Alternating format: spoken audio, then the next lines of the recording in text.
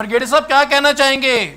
सब first of all तो हम बात करना चाहेंगे सैलाब पे 330 अफराद जो है जान की बाजी हार चुके हैं। पाक फौज अवाम का शाना बशाना खड़ी है, हेली से ग्राउंड से जो है सपोर्ट कर रही है अवाम को, क्या कहना चाहेंगे?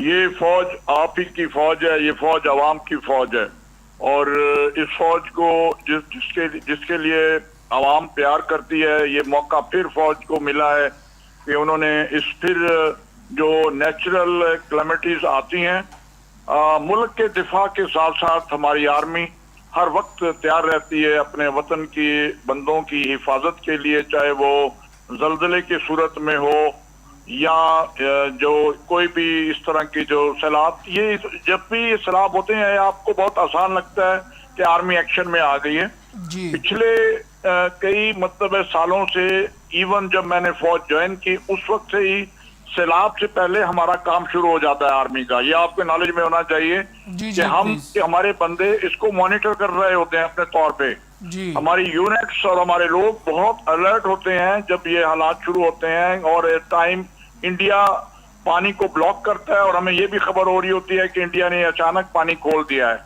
तो उन लोगों की हिफाजत के लिए हमारे जो है कि पहले से ही प्लान शुदा मूवमेंट हो जाती है। हमारी यूनिट एयर मार्क हुई होती हैं मुख्तलिफ इलाकों के लिए, उनके जो डिव हेडक्वार्टर्स हैं, कोर हेडक्वार्टर्स है, एक पूरा मॉनिटरिंग सेल बनाया गया होता है जिसमें पानी की मूवमेंट को ऑब्जर्व किया जाता है डे एंड नाइट। और जब भी हालात इस तरह के होते हैं तो उसके लिए स्टैंड बाय में हेलीकॉप्टर्स, ये जो अचानक कोई चीज ऐसी होती है उसमें जरा मसाइल बढ़ जाते हैं। जब नॉर्मल हालत में आप देखा है कि जी वो बारिशें हुई हैं, बारिश के लिए वो चीज जो अचानक बारिश आई है और उसने आके पकड़ में ले लिया है हमारे मुख्तलिफ इलाकों में।